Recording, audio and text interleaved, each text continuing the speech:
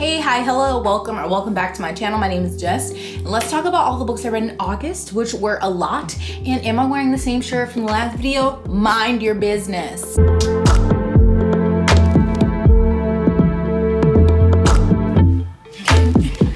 Oh, I had to run downstairs because of course I left a book down there, but I want to start off with the one that I recently finished, and then the order, I don't know. But first up is Never Saw Me Coming by Vera Kurian. I apologize if I'm saying that incorrectly. The author did send me this copy, so thank you so much. It comes out on Tuesday, September 7th, I'm pretty sure, yes. And this is I'm pretty sure a debut. I think it says that she's written short stories before. Yes, she has short fiction published, but this is like her first novel. And so this is an adult thriller. And I say thriller because this is actually a thriller to me. Definitely paced like what you traditionally think a thriller should be like. So this story follows a few main characters, but I would say we're predominantly in the mind of Chloe. And she is an incoming freshman at James Madison University in DC. And she is a psychopath, like legitimately.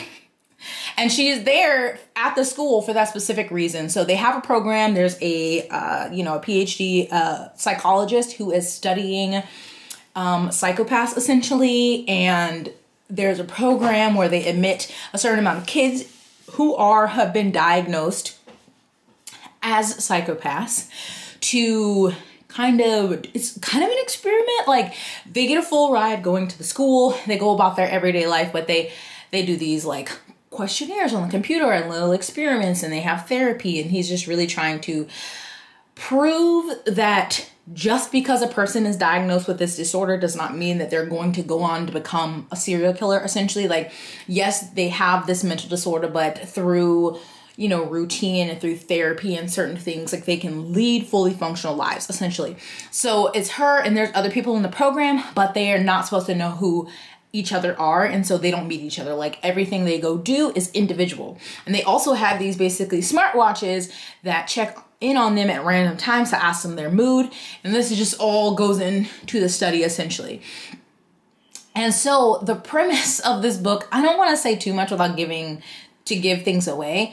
So essentially there's some killings that start happening, and it's like, well, there's a program full of psychopaths on the campus.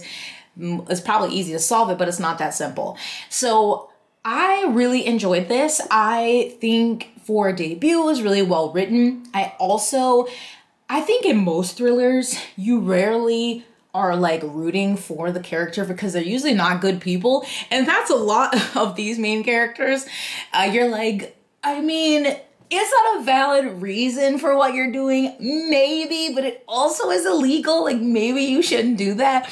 And it was very interesting being in Chloe's mind and the other characters' minds that we were in, and there's other college students too. And Chloe she's not just at college just to learn, she has some agendas there. And there's this other super rich dude what's his name? I'm so bad with names. There's a super rich dude named Charles, and then another student named Andre. So just very interesting to be in their minds. Obviously it's set at a college, so you have like the dark academia vibe. I will say, and I'm just noticing something about myself with dark academia stories, that I really enjoy it more when the subject that they're studying is really involved in the storytelling. And that really isn't. Like obviously there's a psychology part, but that's not what the students themselves are studying. It's like what's being studied about them. So I would just have liked that more if that was a part of the story, but that wasn't, and that's not what everyone needs out of a story.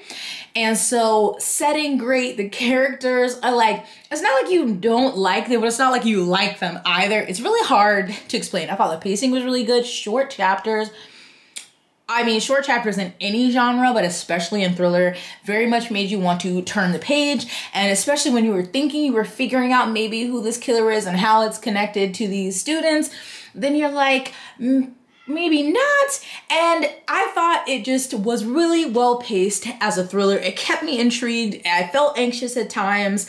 It was like there were hints dropped in there with like who the person was, but it wasn't super clear, at least not to me. So I think this was really good, and I think a lot of people would really enjoy it. And so I hope that y'all check it out when it's out on Tuesday, and thank you again for the author for sending me a copy.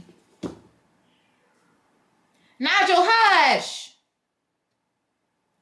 He just had lunch. I don't know what he wants from me. So I also read, and I listened to them on audio via Scribd, Desperate Measures and Learn My Lesson by Katie Robert. And these are the first and second in her Wicked Villain series, which I had heard of, and I decided to give it a try. And I really enjoyed them. So they are like erotic romance. And so essentially they're like BDSM stories, but they do have a happy ending. So they are categorized as romance, which I didn't realize. I thought it was just erotica. But the first one's kind of like a, I'm not gonna say a retelling, but a play on Aladdin, because there's Jasmine, Jafar, and Aladdin. But Jafar, I mean, he technically is a bad guy, but he's not as bad as Aladdin is. And there's a lot of consensual, there's a lot of dubious consent in this story where like Jasmine doesn't want to admit that she likes Jafar, but she does. And so when they're doing things, she's like verbally saying no, but in her mind she's saying yes. So if that's not your thing, maybe don't read it. But I thought it was fantastic. It was really enjoyable. I mean, is it like, it's not some amazing story, but it's a quick read, especially the audio, and the sexy times, the smut is really great, and I have no issue with the dubcon, the dubious consent, so I was into it. And even though the story isn't the best thing, it still was interesting because of how certain things went, and again, I wasn't expecting a happily ever after, so I was like, oh look, they have the happily ever after at the end, so I was surprised. But like, so I give it 4 stars because it was like, it wasn't some like super, oh my God, out of this world masterpiece, but like for what it was, a fun erotic romance. It delivered on that for me, and I enjoyed it. And then the second one, I don't know if this, because the series is called the Wicked Villain series, and so in this one, there's characters that come from the first book that are in this one, because there's this club in the world that they're in, and the dude who runs the club is called Hades, and somebody who's like his, I don't know, his like right-hand woman, her name is Meg, and so they are not a couple, but she's kind of bound to him, and he's dominant and she's a submissive in their relationship. So again, BDSM, so it's not your thing, don't read that. But he tells her, or like commands her, I guess, as a dominant to have sex with this dude that they're out at, and they see it like a restaurant, and his name is Hercules. So there's like history to why that's his name and why Hades wants Meg to get with him, and it leads again to essentially a romance. And this one was really like male, woman, male on the sexy times and the BDSM, and I was like, oh, I like this. I hadn't read one. I mean, I had gotten a hint of it in the monster one I read the other month, but this one had it a lot more, and I was like, okay, yes, I like it. I like this very much. How can I find me another man? Just kidding. Okay, let me keep my personal thoughts to myself. Anyway, if you're into dubious consent, BDSM, twist on some like villains from popular stories and myths, I would say to read these. And the audios are great. I have books everywhere, but where they need to be. So oh my God. This video is gonna be a mess.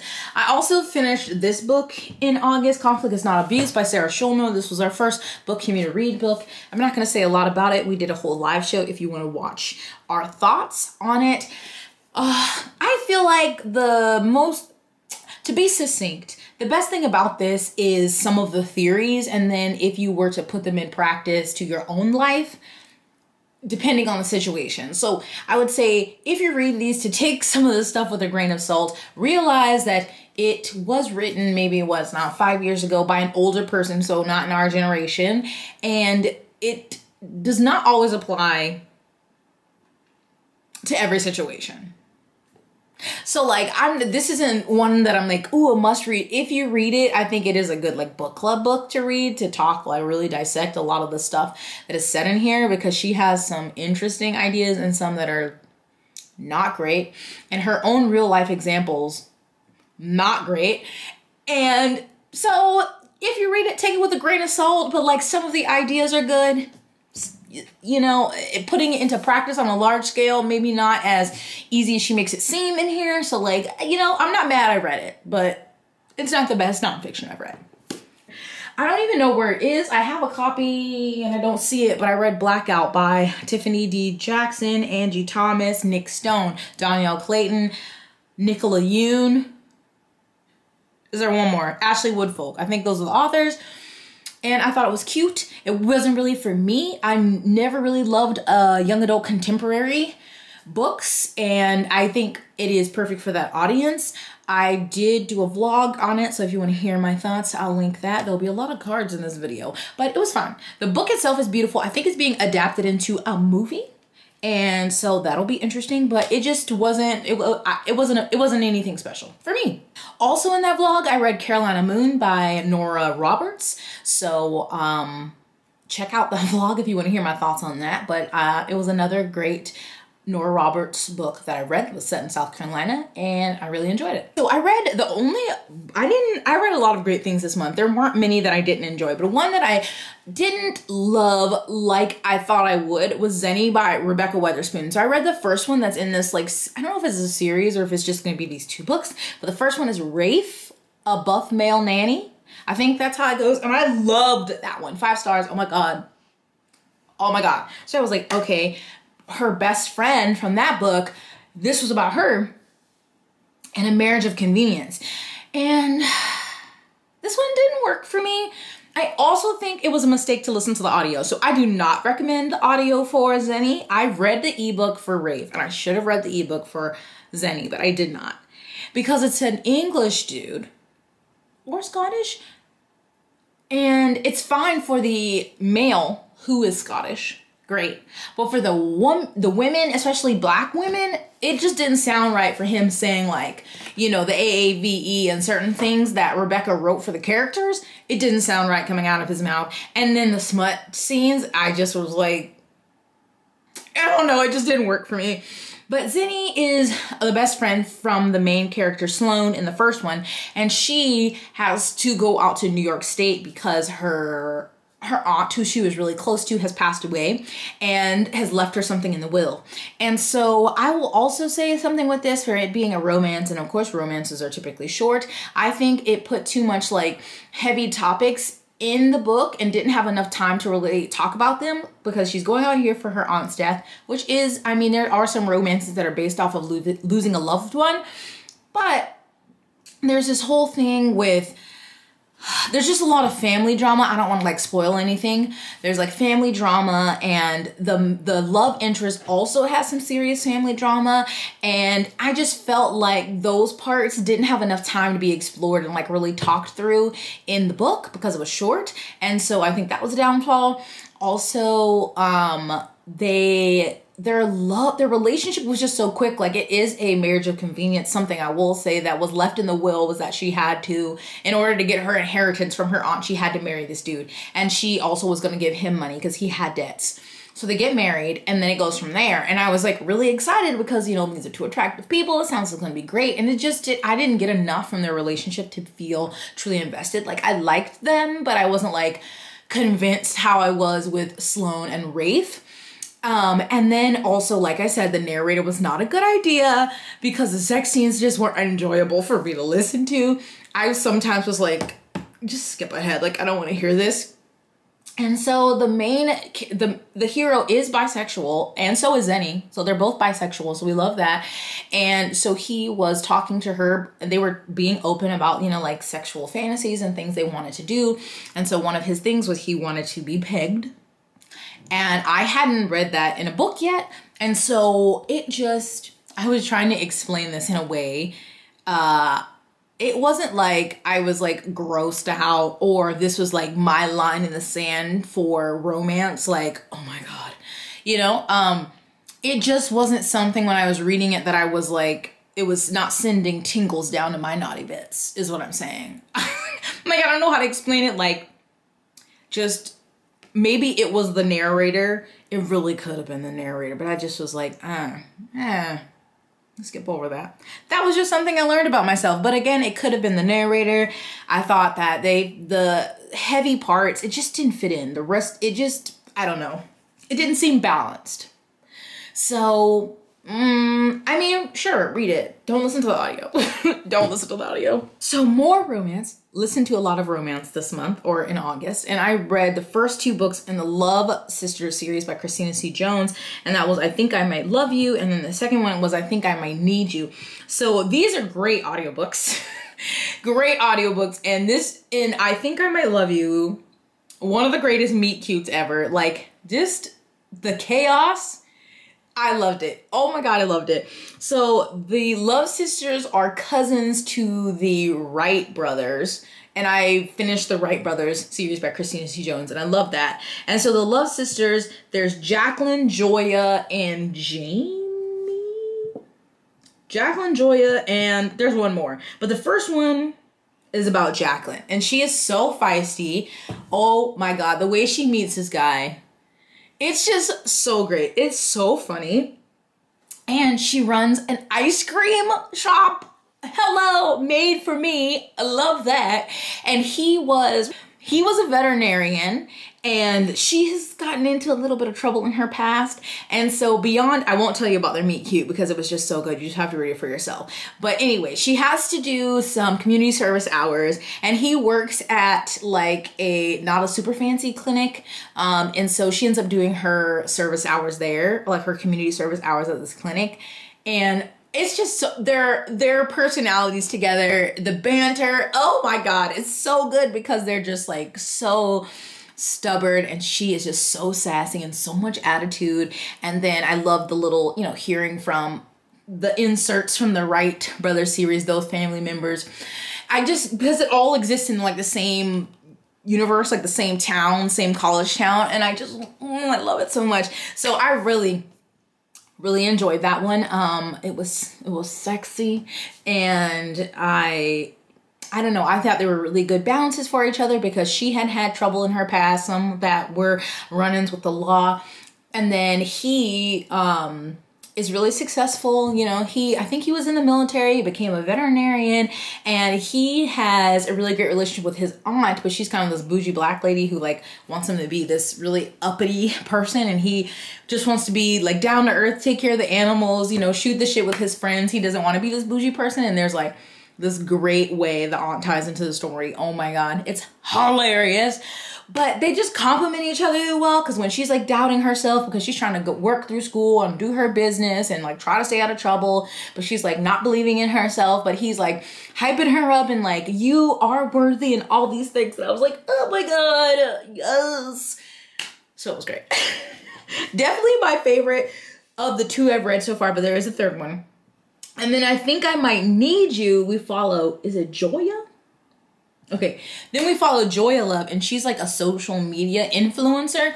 And I feel like if I tell you this one, like the trope, it will ruin it because you figure it out kind of right at the beginning of the book, but these are really short. They're basically novellas because they're only like 135 pages. So I don't want to tell you this one. But this one is a different trope than the first one. And while I didn't love this one as much because I feel like Joya, just her personality, I didn't click with as much as with Jacqueline, but it still was really enjoyable. I love the relationship between the sisters. And one thing I really love about the audiobook is that it, anytime they're like talking to each other on FaceTime or on the phone, it legit sounds like it. I don't know. It was a really well done audiobook. And the guy in this one was essentially someone she dated when they were younger, like in college, maybe they were like 19, 20, and he's back now. Like they've kept up with each other because they're both kind of on social media, but they haven't dated in a long time. And so it still was a really, really good. Still had people from the Wright brothers series that were popping in there. Love the relationship with her sisters and her family, and then his family also. So they were both really good. And I like I said, the audio is really great. And of course I'm going to read the next one. And I mean, it's Christina Z. Jones, so I mean, she hasn't steered me wrong thus far, and I'm just going to keep going. She has so much in her catalog. I'll have so much to read for a long time, but definitely read the Wright Brothers series and then read the Love Sisters series, and you'll be very happy. So I got an audiobook from Libro FM through their influencer program.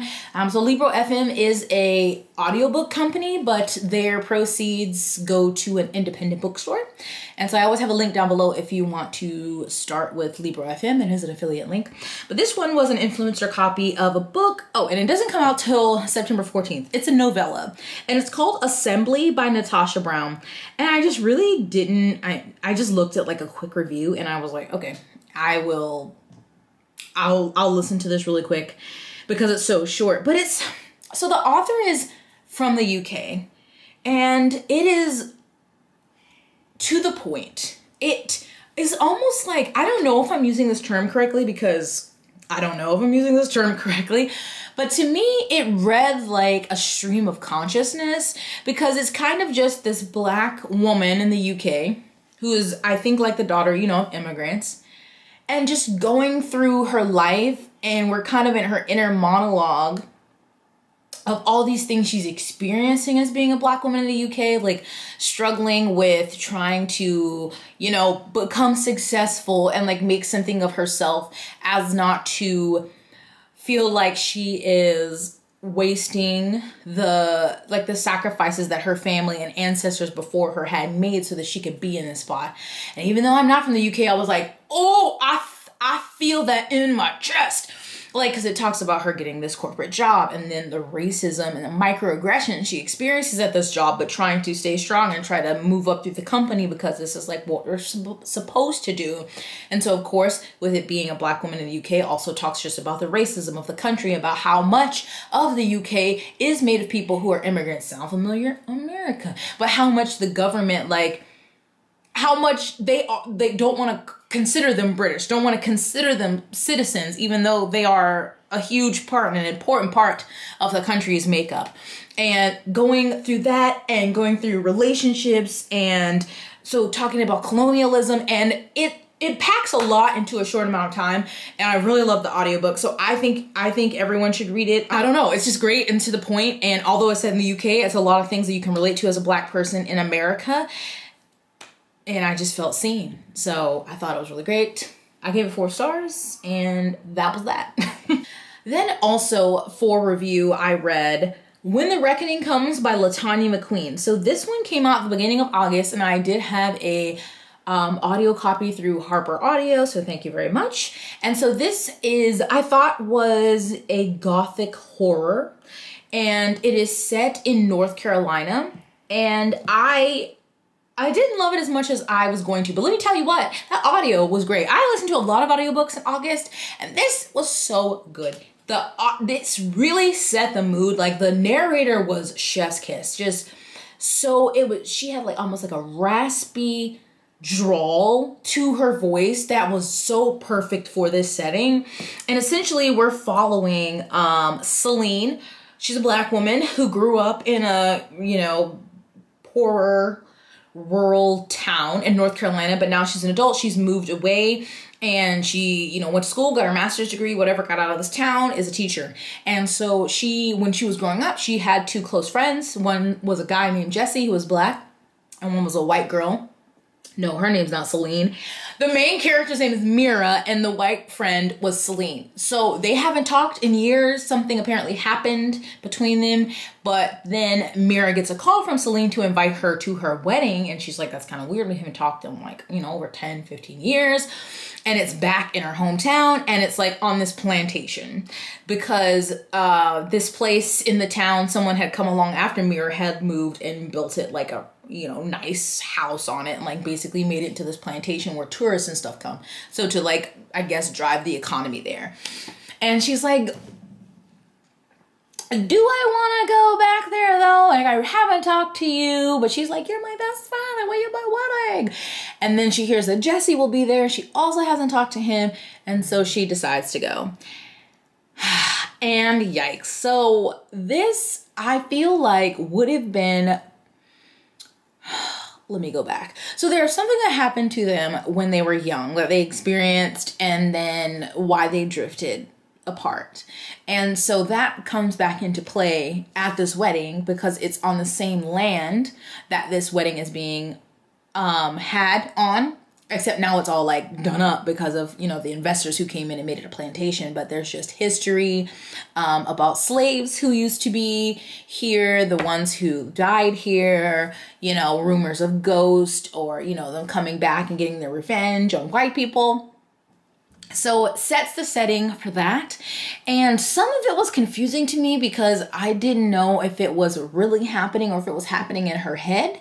And I don't feel like that was articulated well, or maybe it was just me. Because this one was, I kind of slowed the audiobook down so that I could really listen to it and, you know, like it really set the mood, like I said. But, it just, I don't know how to say it without ruining it, but some of it is happening really and some isn't. And I feel like it would have been better done if it all was actually happening and they were witnessing it and trying to stay away, like trying to stay alive that way, if that makes sense. I don't know. Like it was like horror, but like not horror-y enough. You know, like, I mean, racism is horrific. And there's a part where they talk about what they were doing to slaves in the past. That's very much body horror. And you're like, ugh. So definitely horror, but not, I wanted more. I wanted more tension and more like them actually involved in it instead of the idea of it, if that makes sense. But I don't know if this is a debut. I don't know why I keep clapping. I don't know if this is a debut. It's still a good book. I just wanted a little bit more from the story. But if you read it, definitely listen to the audio. Definitely worth it. Okay, then Leanna, we read Call Down the Hawk by Maggie Stiefvater. I don't know why I did this to myself. Anyway, this is the first in the Dreamer trilogy, which is supposed to be a Ronin spin-off trilogy. And this suffers again, well, from Maggie's writing, let's be honest, because she writes, she's just trying to be so pretentious. Like sometimes you can just say a simple word. You don't have to go to the thesaurus and find the longest one. Like sometimes you can just say it plainly, and she doesn't want to do that. It was a popular, beloved character from an original series that got a spin-off, and then this book isn't even focused primarily on that character. Because had this book had more Ronin, it would have been better. It still would have been written by Maggie, but it would have been better. But there's just other points of views I didn't care about. I really can't even tell you the plot of this book because it just was something. I thought we were going to get a lot of Ronin and Adam. We do not. You get Declan, who's dry as a board. You get these other people. There's other dreamers that these people are trying to hunt down, essentially, because they're supposed to cause the end of the world, I think. That's kind of a plot. It wasn't it. It wasn't it. When we were with Ronin, I was glad, but that wasn't enough. And also, I still don't understand the point of this book or this series, so I will not be continuing, and I'll just let Ronin live up here. I read Ace of Spades, which I have right here, by Farida Abike Iyemide. And this is, you know, taking the world by storm right now. Everyone is talking about this book still. It is a young adult thriller, and it is essentially about two Black students who go to an elite private school, and then they start getting, there's these texts that start being sent out with like private business. Is some of it real? Is some of it not? About them, and they can't figure out who it is, and this person is called Aces. I have a lot of thoughts about this book, and I want to do a standalone review, so I'm not going to go into it here. So yeah, you'll have to wait. Then, in preparation for A Master of Djinn by P. Jelly Clark, which is on its way to me, I read the first novellas. So I read A Dead Djinn in Cairo and The Haunting of Tramcar 015. I definitely, this is hard. Okay, I gave them both 4 stars. So A Dead Djinn in Cairo is more like a short story because it's like 34 pages. And The Haunting of Tramcar 015 is longer, maybe like 120, 130 pages, 116 pages. So I have feelings because I wish that A Dead Djinn in Cairo was the length of The Haunting of Tram Car. And I also liked the length of Haunting of Tram Car, but I missed the character from A Dead Djinn in Cairo. So in Dead Djinn in Cairo, this is like 1920s Cairo, but there's magic and we have detectives. So they're like murder, mystery, fantasy, alternate history books. So the detective in the first one is Fatma. It's in 1912. Fatma, and she is young. I'm pretty sure she's black. She wears suits like Englishmen, so she is just everything that the typical inspector is not, and I love it. And there is a mystery because they find a dead djinn, and they have to figure out why and what that means. And so that story also carries into the next one because then the haunting of tram car 015, obviously there's a haunting of a tram car and they're trying to figure out what that is. And Fatma is briefly in that one. And it just kind of builds on the story because there's just something bigger that is happening than just these isolated incidents. So I wanted the first one to be longer because I really like Fatma and I just like stories with Djinn. After reading the David Bond trilogy, I'm like, I need to find more stories with Djinn. And then I did really like The Haunting of Tram Car because not the main dude, like he was fine. I'm so bad with names, let me find it. So the main inspector in the second one, his name is Hamed, but then he has a new younger inspector with him, Agent Owens, and he was a delight. He's just like young and inquisitive and he talks all the time and he's really smart and like he annoys Hamed, but I like love that though. And so I really enjoyed both. I just wanted the first one to be longer and I want Fatma in it more, but I know that I'm assuming they're all in, or at least I know Fatma is in A Master of Djinn, which is his full novel, first novel in the series. I have heard criticisms that it is, you can tell it's his first like full-length novel because he's primarily written novellas, but I'm still really excited to read that. So hopefully it'll be here like in a weekish. I probably should have added that to my TBR video, but I hope to get to that one soon because obviously after Ring Shout, I was like, I'm gonna read whatever you write, sir. So give it to me. And then lastly, but not least, I read When Justice Sleeps by Stacey Abrams. We know who the queen is, Stacey Abrams. I just love her so much. And this is her first political thriller, so adult political thriller. So Mara read this and she was like, awesome. And she was like, just on a superficial note, the book is just high quality. And it is. It has like really nice thick pages. I'm like, yes, Stacey, only the best. We love it. So this story, I can't remember her name. So we have... obviously we have Supreme Court justices and they have clerks. So one of the Supreme Court justices who is usually like the wild card, the swing vote for different issues, he has a clerk named Avery and he is known to be very, very stuck in his ways, very opinionated, very surly.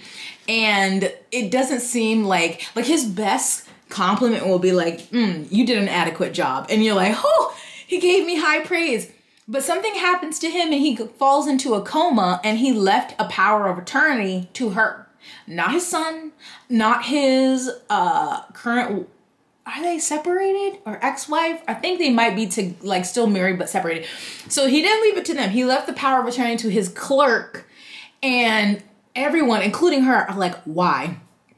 So of course the courts, like everyone in the government is like, there must be some salacious affair going on. There's no way. Why would he leave her power of attorney? And she's like, no, like this man barely spoke to me. I do not know why. And he basically just leaves her clues.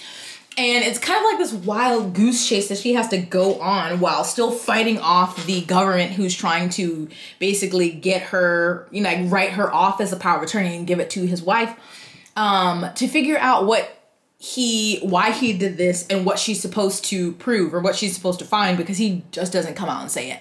And so a part of it is because they both loved and were really good at chess. So a lot of it just like strategic moves, and she has to kind of figure out things based on these like really coded things he leaves her. And it goes from there. It very much put me in the mind of Scandal and How to Get Away with Murder. I think those are like two perfect comparisons. And I really enjoyed it. I thought that it was really well paced, and I mean, does it get a little wild? Kind of, yes, but I mean, think about Scandal and How to Get Away with Murder. Like, Also, it made me like, I was like, I know this is fictional, but some of the stuff, like with the people in the government, certain things they did, could do, have done, I was like, I bet you somebody has done that at one point or another. And it's terrifying, but you know it's an option. There's also like, so there's like a plot going on that essentially the justice wants her to expose, but she has to be very careful about it because it's just not as easy as saying this person, and this person did this thing and it was illegal, because obviously the government, they can find loopholes, they can make people disappear, all these different things. So they basically have to maneuver around the government, but like trying to stay in the law, but trying not to get held up by the law. It was really fun. I'm trying to think of like a complaint, because I didn't give it 5 stars. Maybe I guess it could have been a little shorter, like cut out some of the random side trips we went on and stuff. Like, but I really kind of just was along for the ride. And when I think political thriller, like I haven't read many, but I was just thinking Scandal. And I mean, if you've ever watched Scandal, you know that sometimes those things is wild. But I mean, what happens behind government closed doors? I truly don't want to know. Truly don't know the shady things they do. But it talks about like international relations and, you know, stock market and people in different groups and the security, and the president is involved, and a lot of, you know, law things, law statutes, which obviously Stacey would know all of these things.